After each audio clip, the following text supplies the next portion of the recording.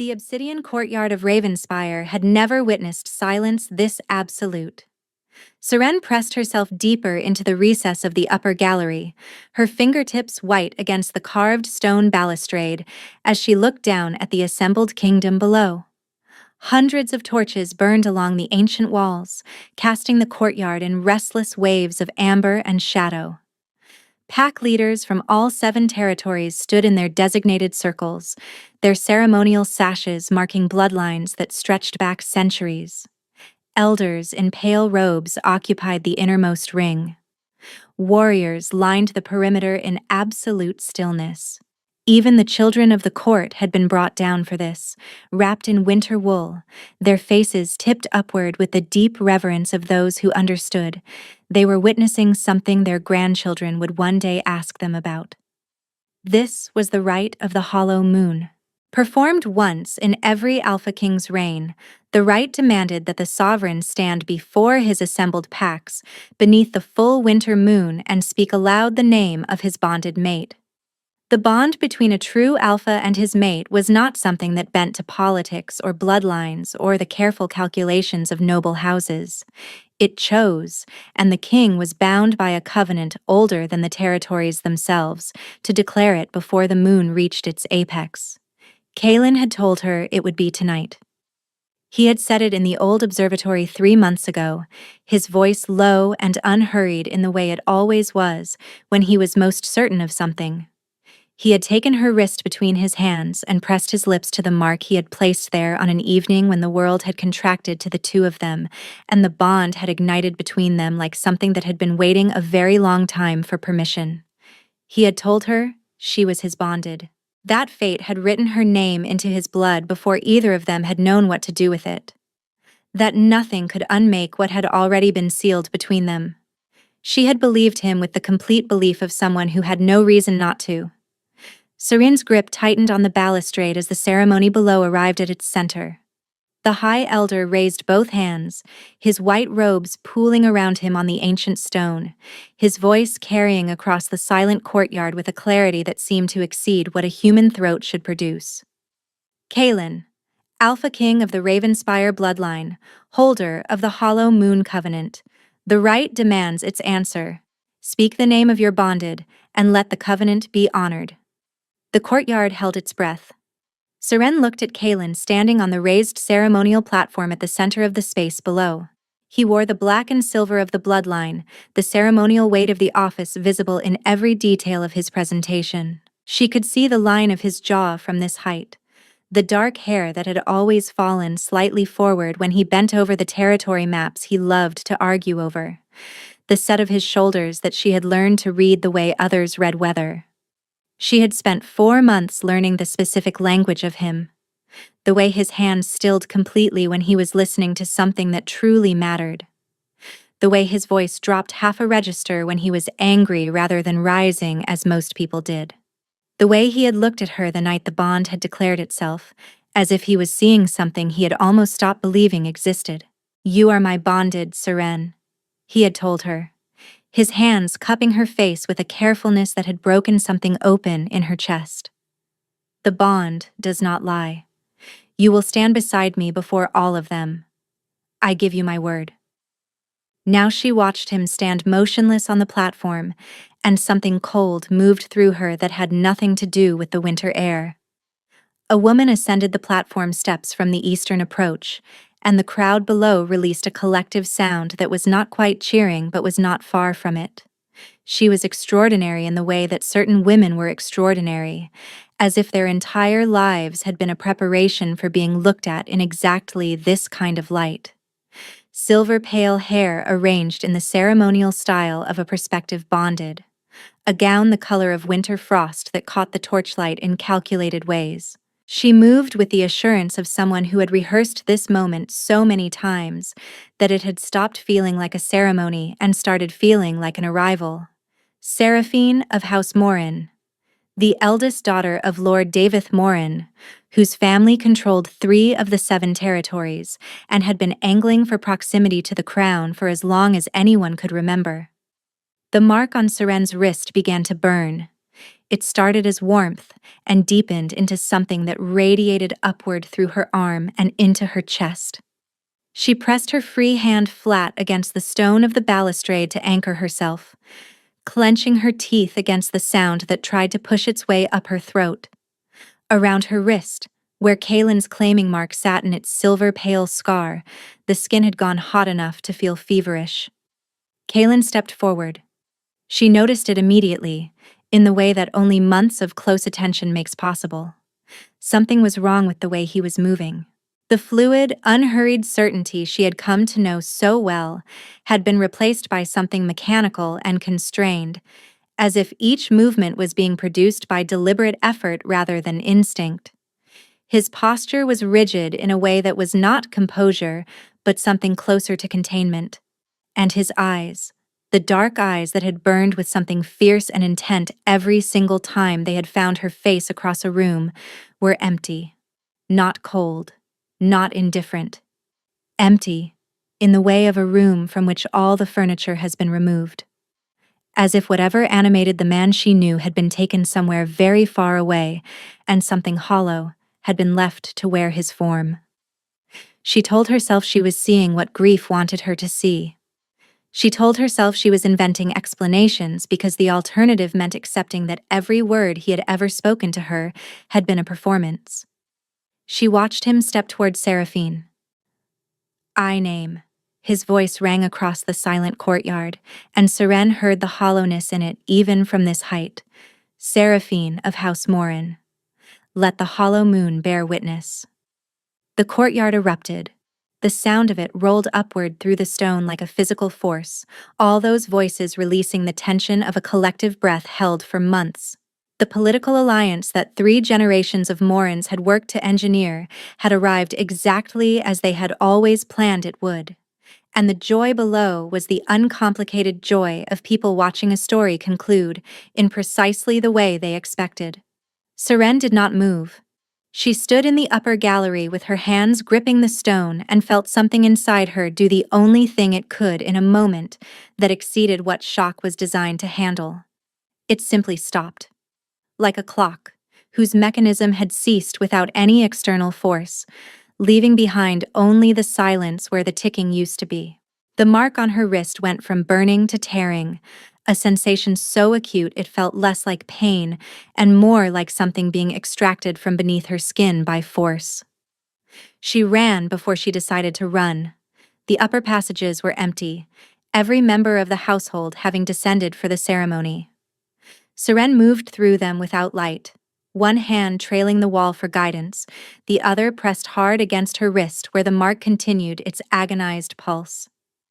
She reached the small set of rooms near the east wing where she had spent 4 months waiting to be named, and she did not stop until the door was closed behind her, and the darkness had absorbed her completely. For a long moment she simply stood there. Then she crossed to the window and looked out at the celebration bonfires being lit across the fortress grounds below, their orange light blooming against the winter dark with cheerful indifference. In the courtyard, she could still hear the howls rising into the cold sky. She pressed her palm flat against the frosted glass. She did not see the figure on the highest tower of Ravenspire. She did not see the hands gripping the stone parapet hard enough to fracture it, the dark eyes blazing with something desperate and wild at odds with the man who had just spoken another woman's name before 10,000 witnesses. And she did not hear the sound that tore itself from him in the moment he felt her mark go cold against the bond. It was not a word. It was not a howl. It was something older than either, and it split the winter sky above Ravenspire like a wound that had no intention of closing. By the time the sound faded, Seren was already packing. She did not take much. Seren moved through her small rooms with the focused efficiency of someone who had already decided that survival required leaving most things behind. A few changes of clothing. Her grandmother's ring, worn on a cord around her neck rather than on her finger, because her fingers had swollen in the past weeks, and she had not yet let herself think about why. Her healer's satchel, worn leather and held together with a repaired strap, which she had carried since her training and could not bring herself to leave. the traveling cloak that had kept her warm through 2 mountain winters. She left everything else. She was nearly at the door when the second wave of nausea stopped her. It had been arriving in waves for 6 weeks, coming without warning and departing just as suddenly, and she had been telling herself it was grief. That the body expressed what the mind refused to process. That her system was simply registering the sustained tension of waiting for a ceremony that had not gone the way she had been promised. She pressed her hand to the wall and waited for it to pass. It did not pass. What arrived instead, as she stood in the darkness of her room with the celebration sounds rising through the stones from below, was something she had been carefully and deliberately not knowing for longer than was reasonable. 2 heartbeats. She had heard them before, in the quiet hours when everything else went still.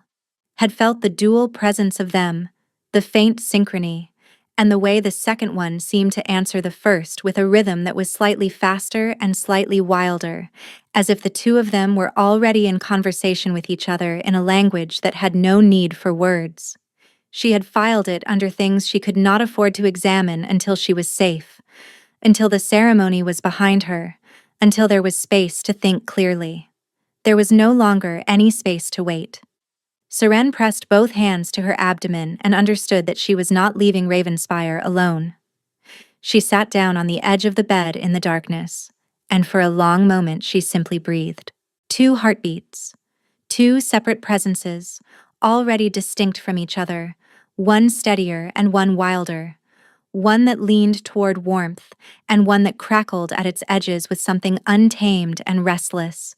His children, both of them. Growing inside her while he stood in the courtyard below and named another woman before the entire kingdom. The sob that rose in her chest did not make it past her throat. She did not allow it to. She was going to need everything she had for what came next, and she could not afford to spend it here. Seren rose, lifted her bags, and crossed to the window one final time. She pressed her palm flat against the frosted glass.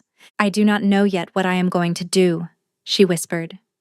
"I do not know where we are going or what any of this means. But I need you to know that I am not afraid. Whatever happened down there tonight, nothing done to us in that courtyard changes what you are. You are wanted. Both of you. You are the most wanted thing in the world." She held her palm against the glass for a long moment, feeling the cold seep through her skin. Then she pulled her cloak tight, shouldered her bags, and slipped through the servants' passage that she had spent 4 months learning precisely because she had always understood, somewhere beneath the hope, that she might need to leave quickly. The second heartbeat, the wild one, pressed against her palm as she stepped out into the cold. She did not look back. She did not see the mark on her wrist flare with sudden heat as she passed beneath the tower, as if something above her had felt her moving away and was reaching for her through the only channel still open between them.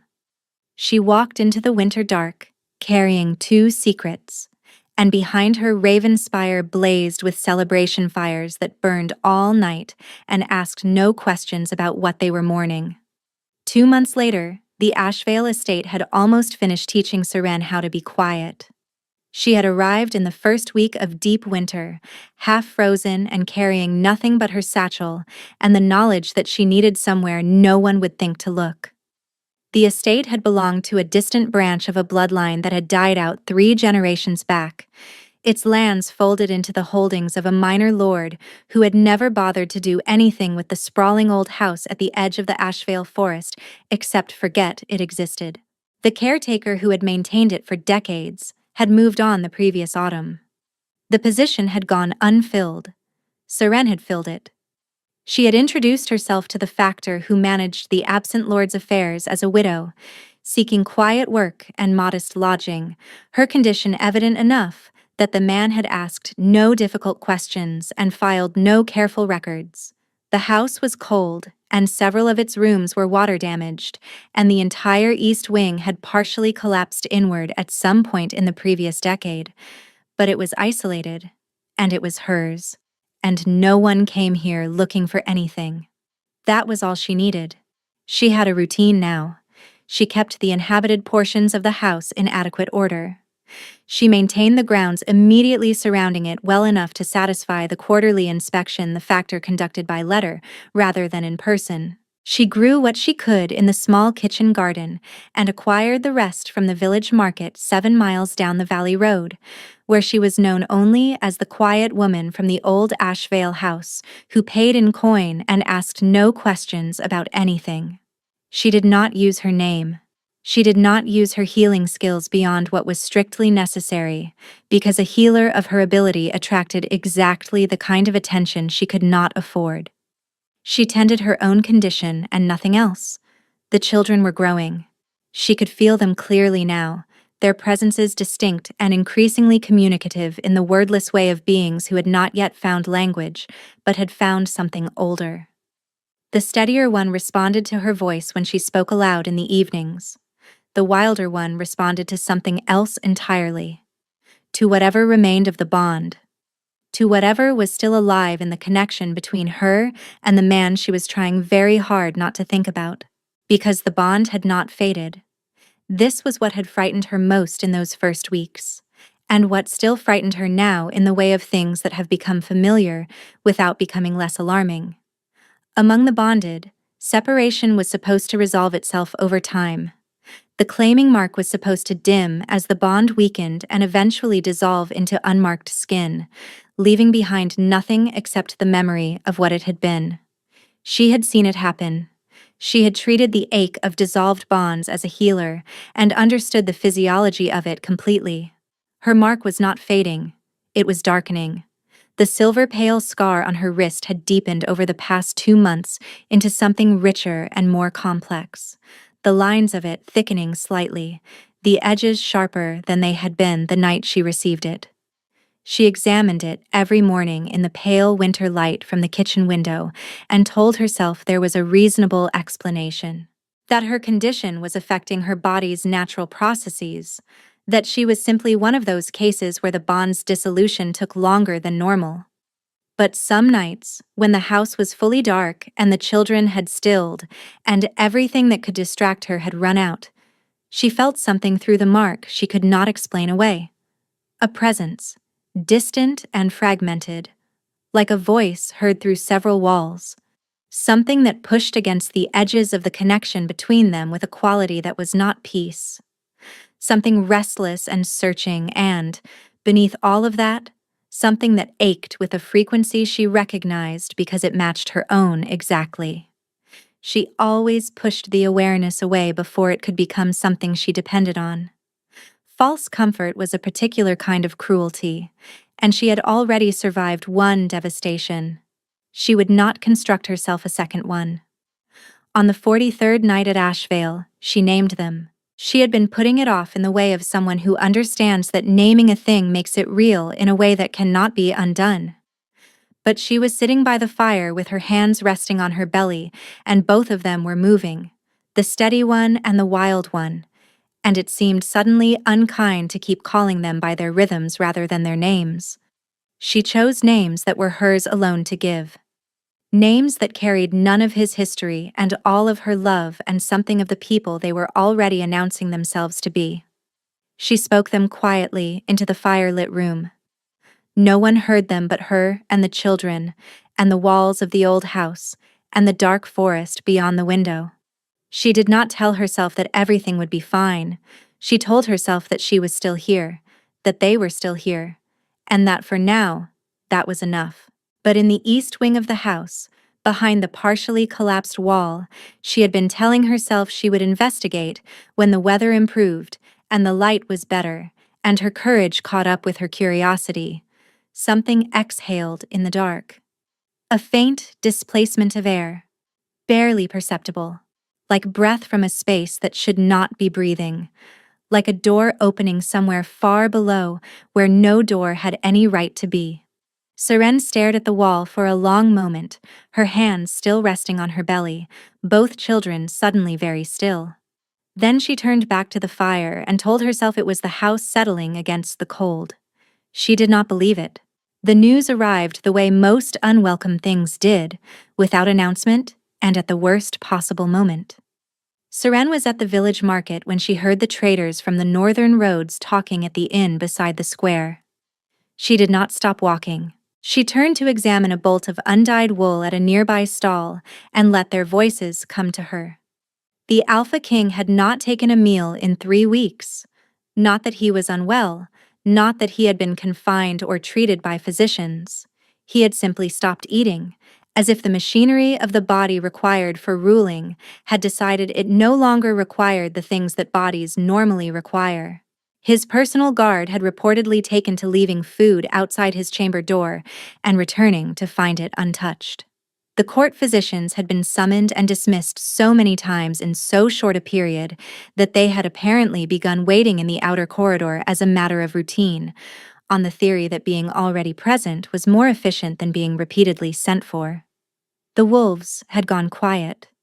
Not the restless, unpredictable quiet that preceded something violent. A different kind.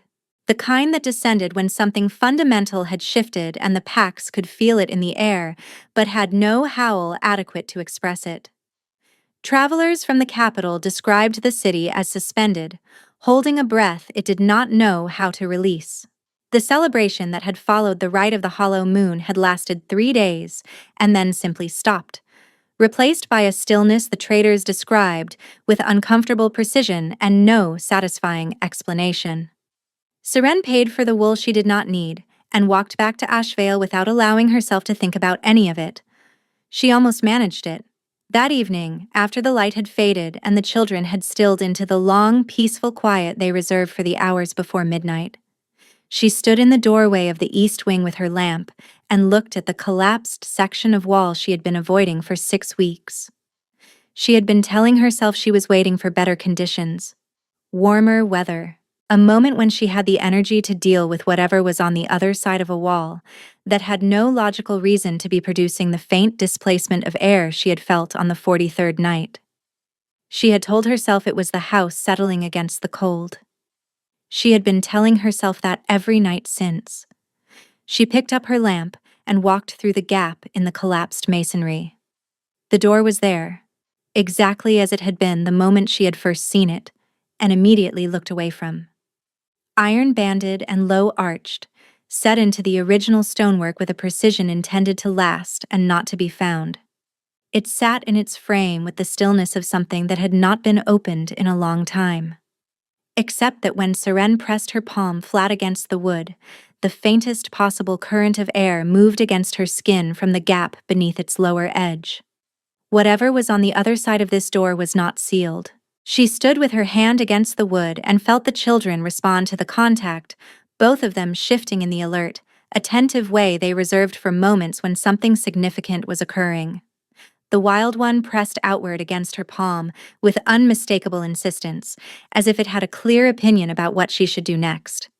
She pulled the door open. The staircase beyond descended in a tight spiral into darkness that her lamp addressed only partially. The steps were stone, worn smooth at their centers in the way of stairs that had carried regular traffic for a long time. Iron brackets lined the walls at intervals, empty now, their torches long since exhausted. The air that rose from below was cool and dry in a way that suggested the space at the bottom was larger than the staircase implied. And from somewhere in that darkness, at the base of the spiral where her lamp's reach ended, she heard it again. Not breath. Not the sound of an animal or a person. Something slower and more measured, like the sound a room makes when it has been holding something on behalf of someone who has not returned for it. Seren stood at the top of the staircase and felt the mark on her wrist pulse once, deep and deliberate, like a heartbeat that was not her own. She did not descend. Not tonight. She closed the door carefully and stood in the dark of the east wing with her lamp, and understood that whatever was at the bottom of that staircase had been waiting considerably longer than 6 weeks. It could wait one more night. Ronan arrived at Ashvale the following afternoon, which told Seren 2 things immediately. That he had been closer than she realized, and that he had been watching the house long enough to understand something about the rhythms of it before he chose to approach. People who waited for the right moment to make themselves known were either careful allies or careful enemies, and she met him at the door before he knocked, because she needed to see his face before she decided which. He stopped on the path and looked at her, and something in his expression shifted in the way of a man who has been carrying a difficult thing for a long time and has finally been given somewhere to set it down. "You are harder to find than anyone gave you credit for," he said. "You found me," Seren replied. "Eventually." A pause. "I am Ronan, first beta to the Alpha King. I have been searching for you for 7 weeks." She stepped back from the door. He entered and moved through the ground floor the way trained wolves always did, cataloging exits and angles of approach with a thoroughness that had nothing to do with threat and everything to do with habit. She poured him water because she had nothing else worth offering and gestured toward the chair beside the fire. He sat and looked at her with the steady, direct gaze of someone who had decided that everything depended on the next several minutes proceeding honestly. "He did not choose her," Ronan said. The words arrived in the room with a weight the room had not been built to hold. Seren kept her face still. "I was there," she said. "I heard him speak her name." "You heard a man speak words that had been arranged in his mouth without his knowledge or consent." Ronan reached into his coat and withdrew a folded document, which he placed on the table without pressing her to take it. 3 days before the rite of the hollow moon, a compound was introduced into the king's evening meal. Something derived from highland root extracts combined with elements we are still working to fully identify. It suppressed the wolf, severed the connection between his instincts and his actions. He stood in that courtyard and performed the rite with no access to the bond, no access to his wolf, no access to anything except the instructions that had been arranged inside him by whoever administered the compound. Seren's hands were very still in her lap. "That cannot be done," she said. "The bond cannot be severed by a compound." "It cannot be permanently severed," Ronan said. What was done to him was a temporary and carefully timed severance, calibrated to last through the rite, and no longer. He woke the following morning with the full bond intact, and no memory of the ceremony except what others told him had occurred. A pause. "The first thing he did was go to your rooms." The kitchen was completely silent. "Who administered it?" Seren said. It was not a question. Ronan's expression shifted into something that was not quite sympathy and not quite apology, but contained elements of both. "Marin," he said quietly. The name landed in Seren's chest like something thrown from a great height. Marin. Who had trained her? Who had pressed herbs into her hands and corrected her measurements, and sat through the long nights of a difficult apprenticeship without impatience? Who had been the first person at Ravenspire to show her uncomplicated kindness when she arrived as a girl with a gift she did not yet know how to carry? Who had looked at her on the morning of the rite and said she looked well and should eat before the evening? "No," Seren said. "Her daughter was taken by House Morin 6 months before the rite. They told Marin that if she administered the compound as directed and ensured you were not in any position where the king might encounter you before the ceremony, her daughter would be returned unharmed." Ronan's voice was level and careful, the voice of someone who had chosen accuracy over gentleness as the more honest form of respect. She had no choice. She believed she was choosing her child's life over a political ceremony. She did not know about the bond. She did not know what she was truly dismantling. Seren looked at the floor.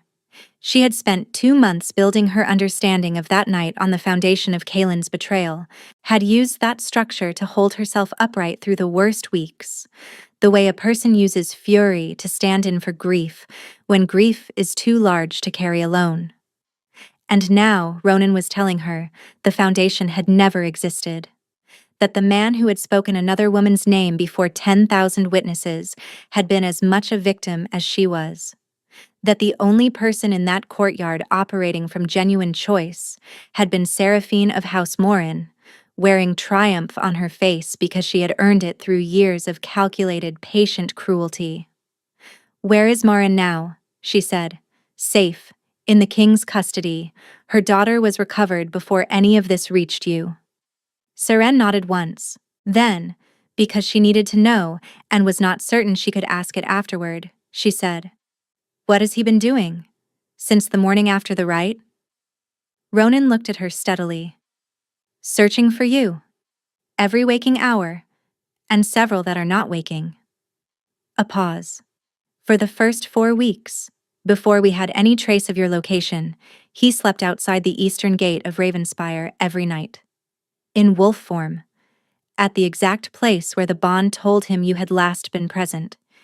He said if he moved further inside the walls, the signal diminished. Something that had been armored inside Seren's chest for 2 months, quietly and completely gave way. She did not speak for a moment. There is something else, Ronan said. He reached into his coat a second time and produced a smaller document, sealed with a crest she recognized before he had finished placing it on the table. The silver serpent of House Morin pressed into dark wax. This was intercepted 4 days ago. It was addressed to parties we have not yet been able to fully identify. Its contents are not ambiguous. Seren picked it up and read it. The message was brief and entirely without disguise. Her location at Ashvale had been confirmed. The matter would be resolved before the new moon. Lord Daveth Morin sent his regards to no one in particular. 4 days ago, Seren said. Yes, said Ronan, which means they were already moving when you left to find me. Yes, said Ronan, which is why I came directly. Outside, the forest that bordered the Ashvale grounds had gone perfectly still. The kind of stillness that belonged not to a quiet afternoon, but to a space from which everything that knew what was approaching had already moved away. Seren set the letter down on the table and looked at it for a moment. Then she stood. I need to show you something, she said. Ronan's wolves found the first sign at the tree line before Seren had finished explaining the door. She had brought him to the east wing and shown him the gap in the collapsed masonry and the door beyond it, and had just begun to describe the staircase when one of the 3 wolves he had brought as escort appeared at the window, shifting mid-stride into human form and landing with the controlled urgency of someone delivering information that could not wait. The forest to the north had 3 separate approach lines disturbed. The disturbance was recent and coordinated. Ronan's expression did not change, but something behind his eyes went much focused in the way of a man running rapid calculations with a limited and diminishing amount of time. He looked at Seren. How many interior positions does this house have that cannot be approached from outside? The east wing, Seren said, and whatever is below it. Ronan looked at the door and then at her. Then that is where you go. Now. I have not yet been all the way down. Now is an adequate time to start. The staircase was longer than she had expected. She counted 24 steps in the spiral before the walls opened outward and the ceiling rose, and she understood that she was standing in something that had been constructed with deliberate intention rather than simply excavated. The chamber was perhaps 12 feet across, with a low vaulted ceiling and walls of dressed stone. Several iron lamp brackets held candles burned down to their final inch. The air was cool and completely dry.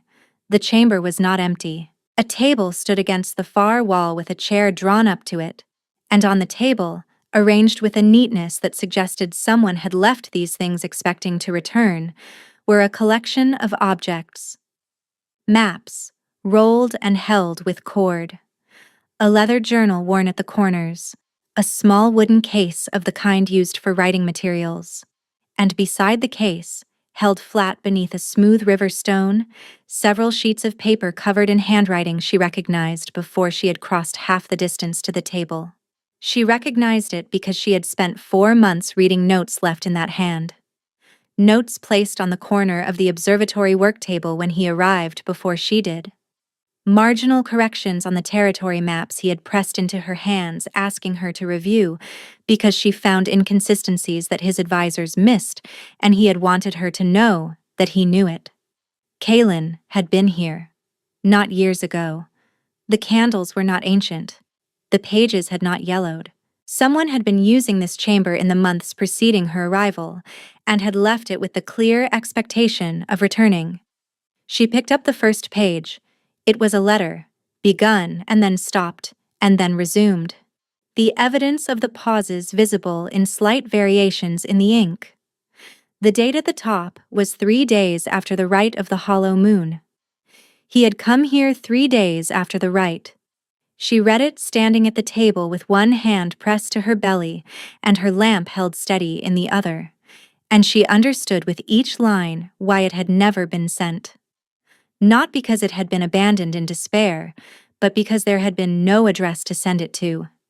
He had written it in the only direction he could feel her in, which was nowhere specific and everywhere at once, and he had written it anyway because not writing it had been impossible. It covered 2 full pages. It was detailed in the way that only honesty ever is, addressed to her by name, and it did not pretend to be anything other than what it was.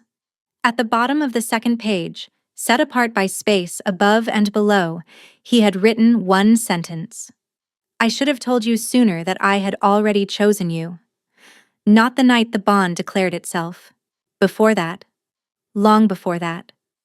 Seren stood in the chamber beneath the Ashvale estate and held the letter in both hands and felt the last wall she had built around her broken heart quietly and completely dissolve. From the staircase above her, Ronan's voice came down, low and urgent. They are at the outer wall, he said.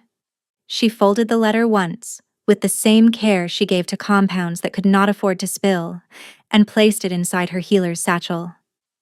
Then she looked at the chamber one final time, at the maps and the journal and the evidence of a man who had been coming to this place to be close to the direction of her, and she straightened her spine, and she turned to face the staircase. Then we do not keep them waiting, she said. The sounds came in sequence, the way sounds always do when violence is organized rather than spontaneous, each one arriving just far enough after the last to suggest coordination rather than chaos. First, the outer wall, something heavy against the stone. Then, a sharp crack from the northern face of the grounds where the old gate had been standing on its hinges for 3 decades on hope alone. Then voices, plural and low, giving instructions in the clipped, economical way of people who had rehearsed this arrangement before they arrived. Seren stood at the bottom of the staircase and listened. Above her, Ronan had positioned his wolves at the 2 ground-floor entries and the long corridor that connected the east wing to the main house. She had heard him move them with the quiet efficiency of a man who had done this before, placing bodies in space the way a healer places instruments, each one where it would be most needed. 3 wolves. Against however many Lord Davith Morin had decided the problem of one pregnant healer in a crumbling estate required. She looked around the chamber. The candles on the table had been lit from her lamp, and now threw soft, shifting light across the dressed stone walls and the objects Kaelin had left here in the weeks after the rite. She had the letter in her satchel. She had the satchel across her chest. Both children were awake and alert, the wild one pressing steadily outward with a focused intensity she had not felt from it before, as if something in the sounds filtering down through the stone had sharpened its attention to a single point. From above, a sharp sound, then a voice she did not recognize saying something short and final, and then a silence that was worse than the sounds had been. Seren pressed her back against the far wall of the chamber and breathed deliberately, the way she had taught others to breathe, when the body's alarm responses were outrunning the situation's actual requirements. 4 counts in, 4 counts out. The children needed her steady. They had needed her steady for 2 months, and she had managed it, and she would manage it now. The door at the top of the staircase opened. She had not heard footsteps on the spiral. Whatever had opened that door had either moved without sound through trained intention, or had not needed the stairs at all, and there was only one kind of thing that did not need stairs in a house where it could hear every heartbeat below ground. The figure that appeared at the top of the staircase was not one of Ronan's wolves. He descended 3 steps and stopped, and looked at her across the lamplight with an expression she had not seen on a human face before. It was the expression of a man who had been operating at the absolute outer edge of himself for a long time and had just stepped back inside the boundary of what was bearable. Kaelin. Not as she had last seen him, composed in the terrible way of the drugged and the violated, his eyes performing a ceremony his wolf had been locked out of. As himself. As the man who had stood at the observatory window at the end of long evenings and told her things about governance and grief that he had never said to anyone else in her presence. As the man who had pressed his mouth to her wrist above the bond mark the first time and looked up at her afterward as if she had been the surprise. He looked at her, and at the satchel across her chest, and at the space between them. "Are you hurt?" he said. His voice was very quiet. "No," she said. He descended the remaining steps and stopped in the center of the chamber at a distance that was not close and not far, and was clearly intentional, as if he understood that closing it without permission was the last thing he would do. His eyes moved once more to the satchel, and she understood that he could feel, through the bond, what she was carrying. That he had felt it from the moment he entered the range of her, and had been absorbing it on the way down the stairs. "You have been here," she said, "before me." "Yes. You left letters. I did not know where to send them." A pause. "I came here because the bond told me this was where you had been longest. I could not feel you clearly anywhere else. I thought if I was in the place where you had been, in the rooms where your presence was still in the air, that I could hold the connection open." He looked at the table with its maps and its worn journal. "I was not wrong." From the floor above, the sounds had shifted. Ronan's voice, somewhere out of sight, saying something crisp and commanding. Then footsteps, several sets, moving in a direction that suggested retreat rather than engagement. Kaelin did not take his eyes off Seren. "Ronan brought more than 3 wolves," she said. "Ronan brought me." He looked at her steadily. "The others I sent ahead of us when we identified the approach lines. I came through the east boundary because it was the fastest route to you." A pause, and something moved briefly across his face that was not composure and did not pretend to be. "I was not going to arrive at any other pace." The wild one pressed against her palm with a sudden, unmistakable insistence. Seren looked at Kaelin across the lamplight and felt the bond between them, which had not dimmed or diminished in 2 months of distance, and 1 night of deliberate dismantling, pull at the center of her chest like a tide that had finally turned. "You should have told me sooner," she said. "That you had already chosen." His breath went out. "Yes," he said. "I should have." The silence that followed was not empty. It held everything they had not said in 4 months of observatory evenings and territory maps, the tension of 2 people who know exactly what they are to each other and have not yet spoken it aloud. It held 2 months of separation and all the nights she had built her grief on a foundation that had just been unmade. It held the children, both of them still and attentive, and the letter in her satchel, and the single sentence at the bottom of the 2nd page. She crossed the distance between them. She moved without calculation, and he did not step back. His arms came around her with a steadiness that existed in the space between urgency and restraint. She pressed her face against his chest and felt the bond seal itself back into something whole. He pressed his mouth to the top of her head and held her, and said nothing, because nothing was needed. Above them, Lord Davith Moran's men were being escorted off the grounds at a pace that left no room for argument. They sat at the table in the underground chamber while Ronan secured the house, and Kaelin read the letters he had left in the order he had written them, not because she asked him to, but because she handed them to him one by one, and he understood that this was how she needed it to proceed. She needed him to be the one holding them while she watched his face, reading the man rather than the documents. She had always trusted what she could observe directly over what she was told to accept. He read without speaking. She watched the way his jaw worked at certain passages, and the stillness that came over him at others, and the single moment near the end of the 3rd letter where he stopped completely and sat with his eyes on the page and breathed through something she had no name for, because she had never seen it on his face. A man accounting for himself to himself, in the presence of the only witness he would have accepted. When he finished, he set the letters down and looked at her. I need to tell you what I remember, he said. Tell me.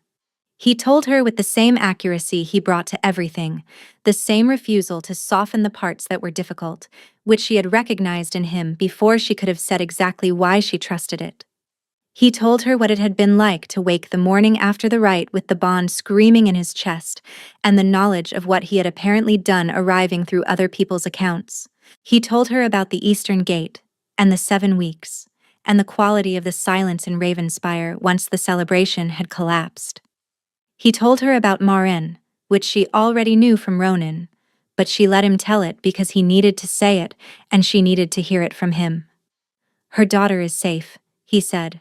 House Morin will be formally answered for what was done to Marin, for what was done to me through her, and for the letter intercepted 4 days ago.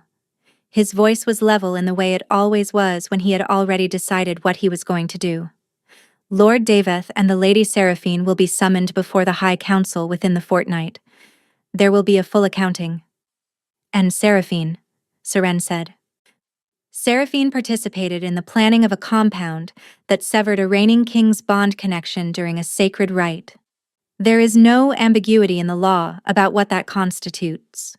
He looked at her steadily. She will not be in a position to threaten you again. Seren looked at her hands in her lap, felt the children shifting in the way they did when she was processing something large, and they were adjusting to the change in her internal landscape. The wild one in particular, always attuned to her emotional state with an accuracy that had not diminished as the weeks passed, and its presence grew more distinct. There are 2, she said. The words sat in the air between them. She watched his face as the information finished arriving. He had known she was pregnant. The bond had told him that much from the moment he descended the stairs, but the number had been hers to give, and she saw the moment it landed. Something moved through him that was too large for his expression to contain and did not try to. Both strong, she said. The healer in Ashvale village confirmed it at 8 weeks. She paused. The wild one has been very decided about things from the beginning. Wild one, he repeated. It was easier to tell them apart by temperament than by position. She looked at him. The calm one watches. The wild one acts. They have been entirely consistent on this. Something shifted in his expression then, that was not composure, or the careful management of a man who led 10,000 wolves. It was simpler and more complete than any of those things.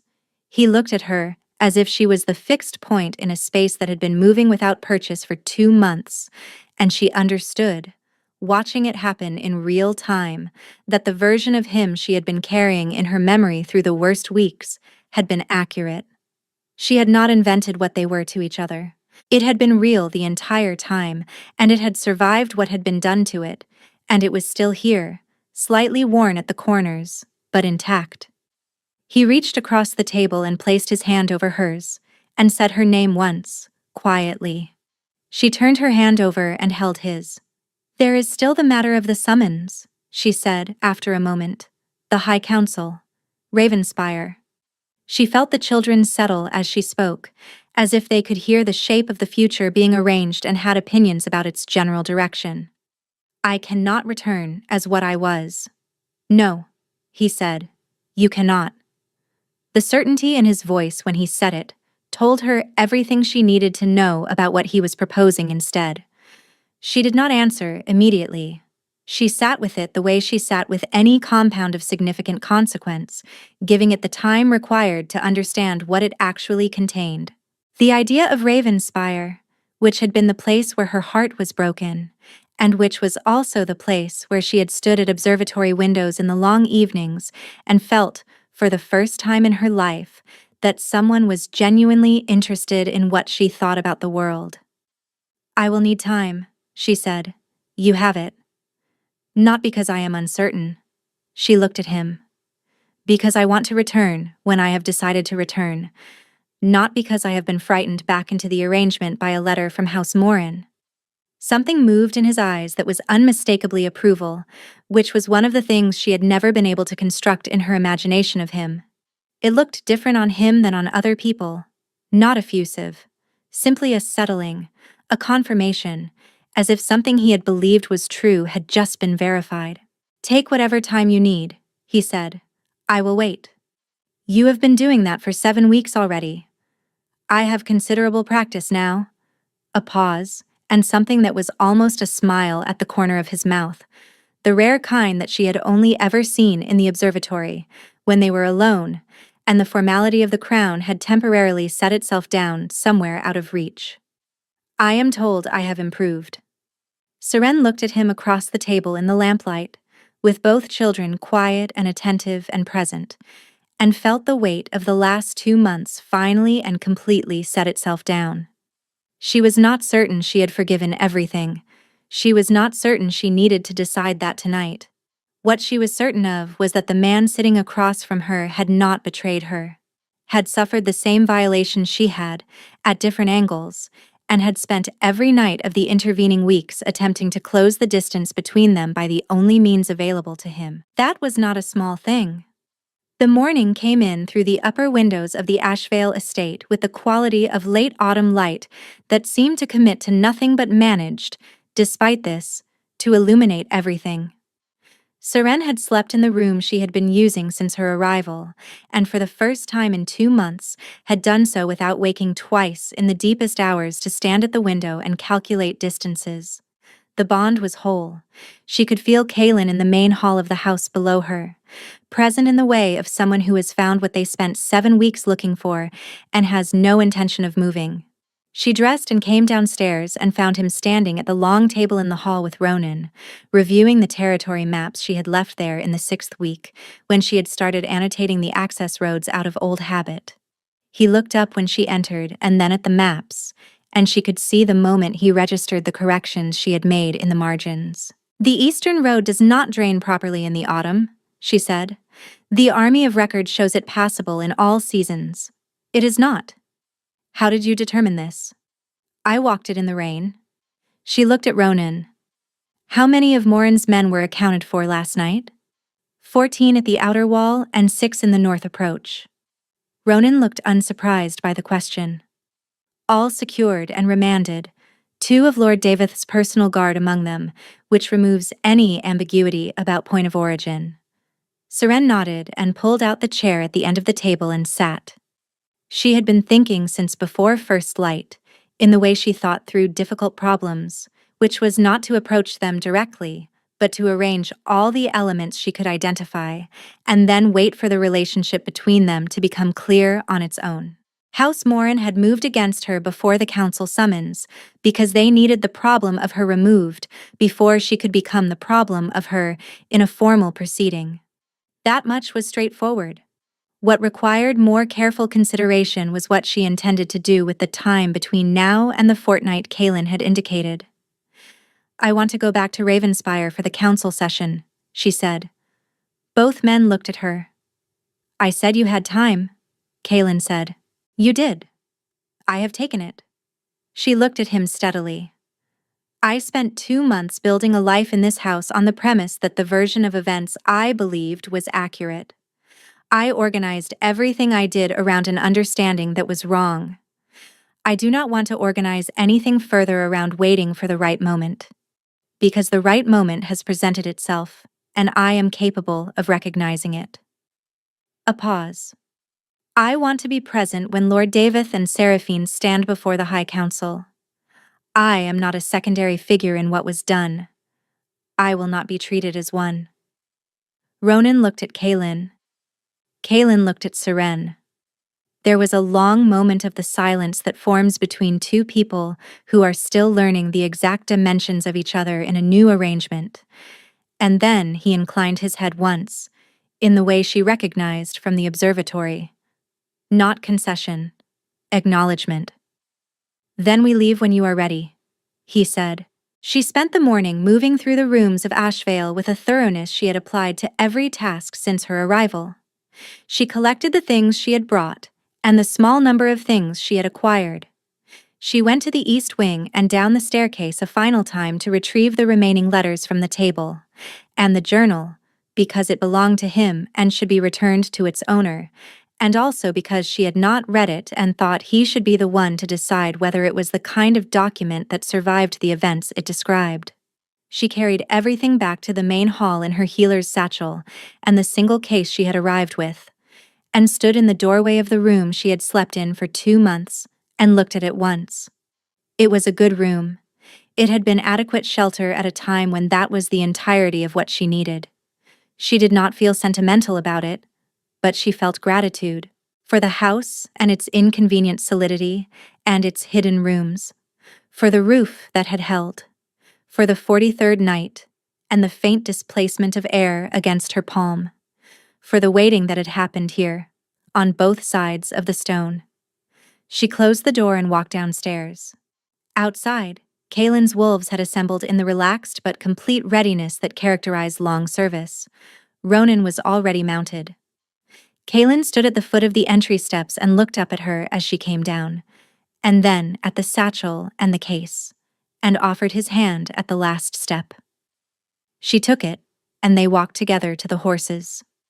The children were quiet, both of them, in the way they had been the night before when the arrangement of the future was being discussed. She had come to understand their quietness as attention rather than absence. They were listening. They had been listening since before she had words to address to them, tracking every development of the situation with what she could only describe as interest. "They will need names," Kaylin said. He had not released her hand. "I have been thinking about that." And she looked at him sideways as they walked, in the way she looked at things she was examining rather than simply seeing. "I had some thoughts about that in the 6th week. I put them in the journal. I did not know if they were permanent thoughts or temporary ones, and I did not want to decide alone." He was quiet for a moment. "You were choosing names for my children and writing them in a journal in my house." "In the chamber beneath your house." "In the chamber beneath my house," he repeated. Something moved in his voice that was not quite humor, but occupied its neighboring territory. "Without telling me, you were not available." She looked forward at the road leading south toward Ravenspire and the full accounting that was finally and irrevocably coming. "You are available now." He pressed her hand once, with the quiet certainty of a man who had made a decision considerably longer ago than either of them had acknowledged, and had simply been waiting for the architecture of the world to arrange itself into a shape where the decision could be properly expressed. "Tell me," he said. And as the Ashvale estate released them into the autumn morning, the estate with its hidden rooms and its long patience and its evidence of all the ways 2 people can keep faith across the distance of a deliberate cruelty, she did. The road south took 3 days, which was 2 days longer than it needed to be, and precisely as long as Seren required. Kaylin did not press the pace. She understood this was a choice rather than an oversight, the same way she understood most of his choices, by the fact that everything he did was considered, and nothing happened around him by accident. He set the pace at the speed of a traveling healer with a full satchel and 2 months of disrupted sleep behind her, and when she glanced at him on the first afternoon to see if this bothered him, he was looking at the road ahead with the same focused calm he brought to everything that required patience. They camped on the first night in a valley where a stream ran shallow over flat stones, and the trees had begun to release their leaves in the unhurried way of things certain the season will return. Ronan's wolves took the outer positions and left them the fire, and Seren sat close to the warmth with her hands around a cup of tea, watching Kaylin on the other side of the fire reading the journal she had returned to him. He read for a long time without speaking. She did not watch his face the way she had in the underground chamber. This was different. The reading a person does alone, or as alone as they can be in the presence of someone they have already permitted past every useful boundary, and she let him have it.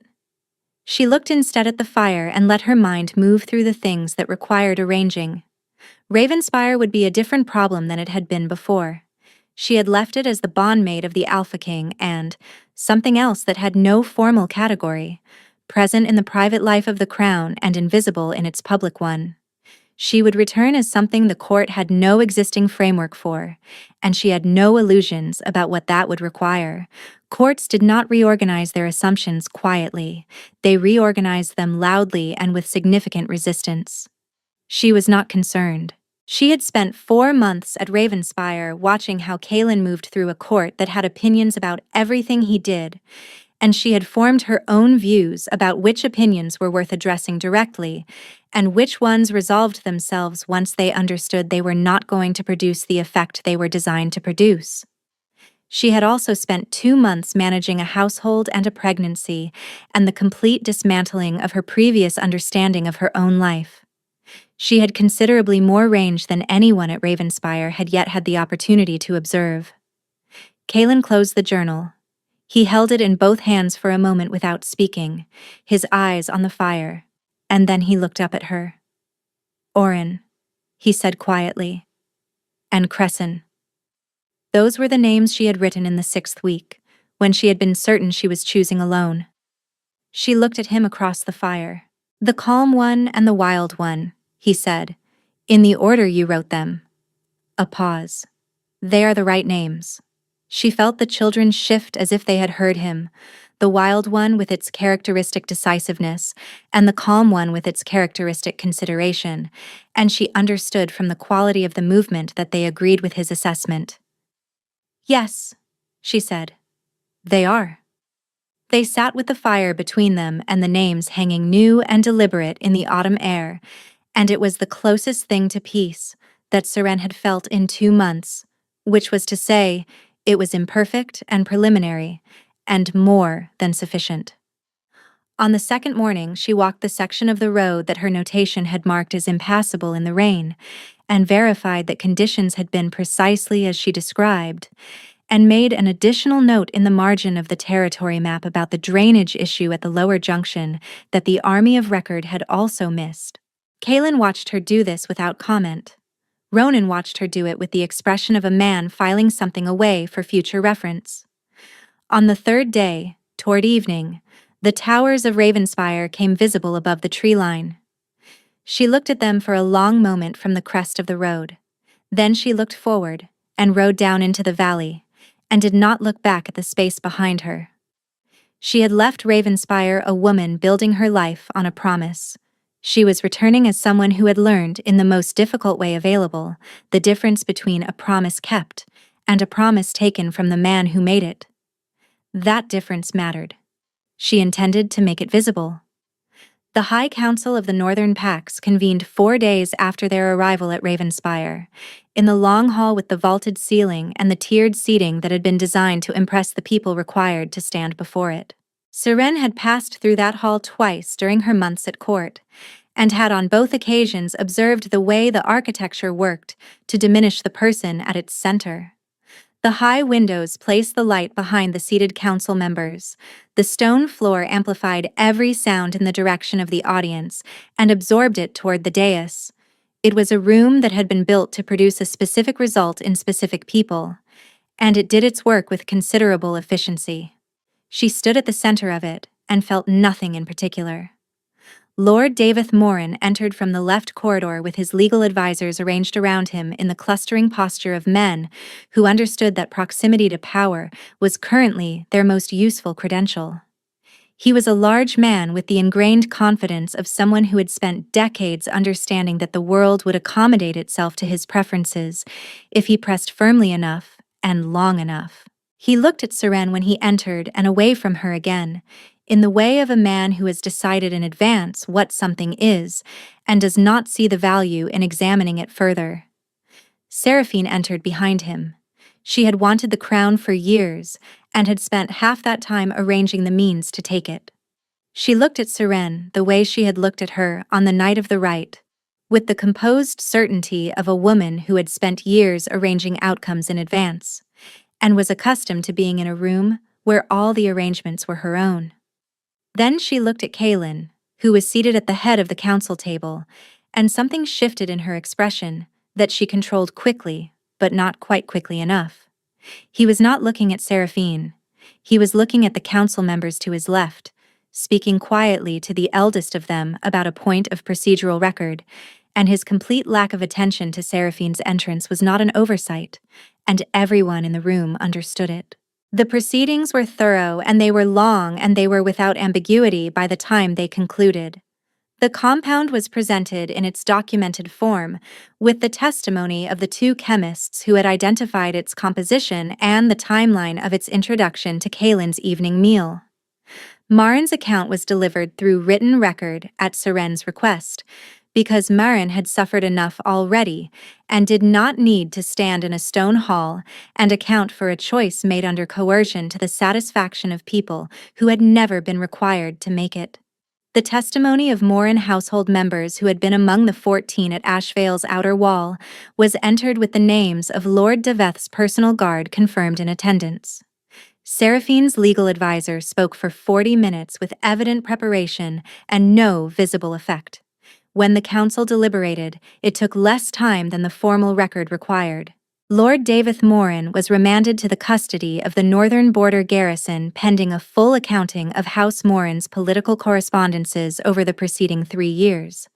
Everyone present understood that the accounting would produce further findings, and those findings further proceedings, at a length proportional to what they found. He left the hall with the gait of a man who had pressed firmly against the world his entire life and had just encountered something that was not going to move. Seraphine was escorted from the hall by 2 of Kaelin's personal guard under the formal language of protective custody, which applied when charges had not yet been finalized, but the risk of interference was considered significant. She walked between them without speaking and did not look at Seren on her way to the door. Seren watched her go and felt nothing that resembled triumph. What she felt was something quieter and more lasting, the satisfaction of a wrong thing that has been correctly named and correctly addressed, and the knowledge that the naming and the addressing will hold.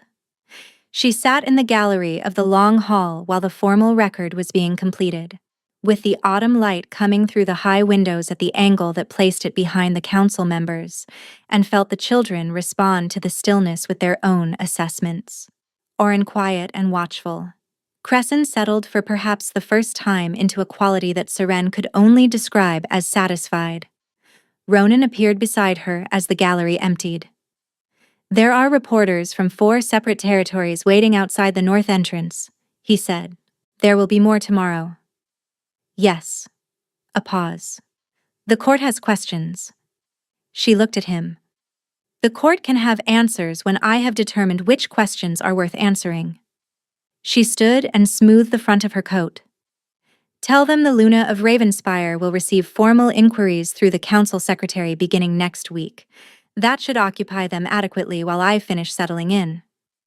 Ronan looked at her for a moment with the evaluating gaze he applied to significant new information. "Yes," he said. "It should." Winter came to Ravenspire the way it always did, according to those who had been there long enough to know, suddenly and without extensive warning, as if the season had been waiting just past the northern ridge for the moment when no one was watching the horizon. The first snow fell 11 days after the council proceedings concluded, and it fell over a city that was in the process of reorganizing its understanding of its own arrangement, and it settled on rooftops and market stalls and the long stone corridors of the palace with the indifference of weather toward human complication. Seren had moved into the East Observatory wing, which had been vacant, and was the room in Ravenspire from which she could feel the surrounding territory most clearly. This was partly practical, and partly something she had not fully explained to anyone, which was that she wanted to be in the highest room available when the children arrived, on the theory that Crescent in particular deserved the most expansive possible first view of the world she had been waiting impatiently to enter. She had been in the observatory for 3 weeks when she sent for the healer. Not because things were wrong, because things were exactly as they should be, and she had learned over a considerable number of difficult months to recognize the difference. Kaelin was in the room when it happened, which was where he had been every morning and every evening since their return, not hovering but present, in the way he occupied any space that required him, with the quality of someone who understood that readiness and interference were not the same thing. He was at the window when she called for him, and he crossed the room without haste, and she thought, not for the first time, that this was one of the things she had understood about him before she had words for it.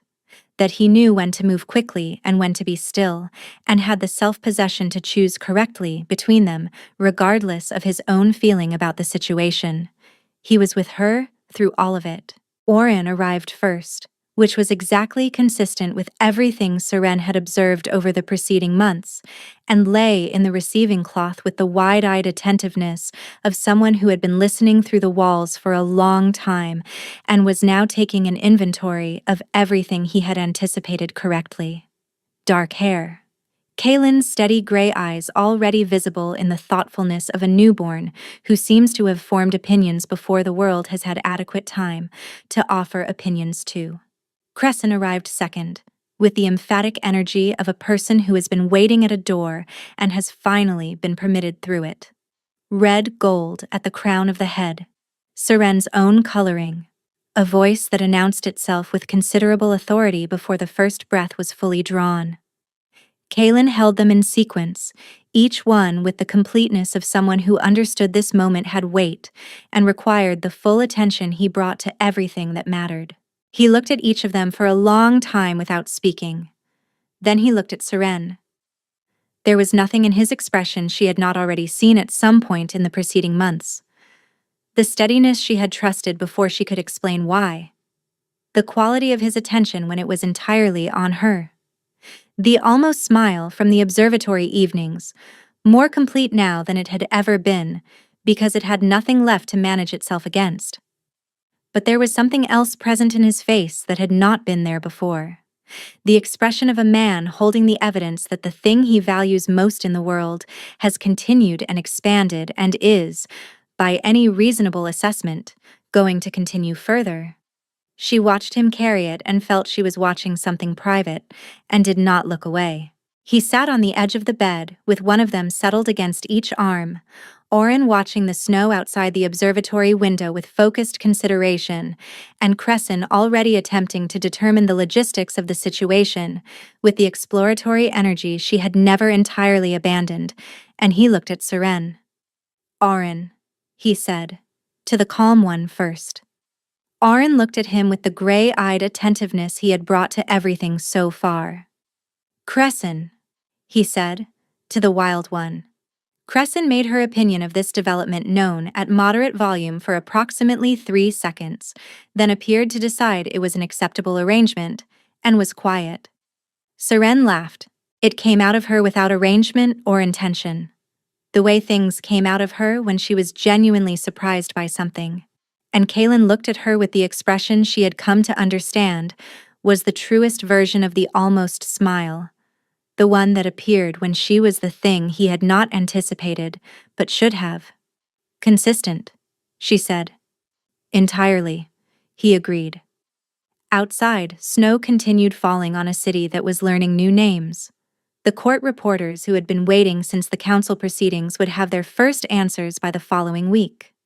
The territory maps in the observatory already carried her corrections in the margins.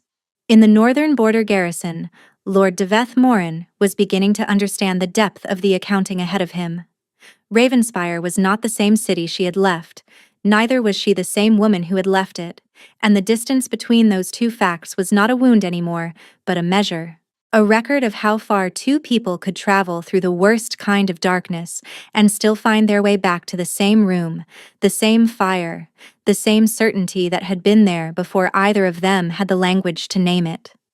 Kaylin looked at her over the heads of their children, in the quiet of the first morning of winter, and she looked back at him with the same directness she had always given him, the directness that had caught his attention before the bond had declared anything at all.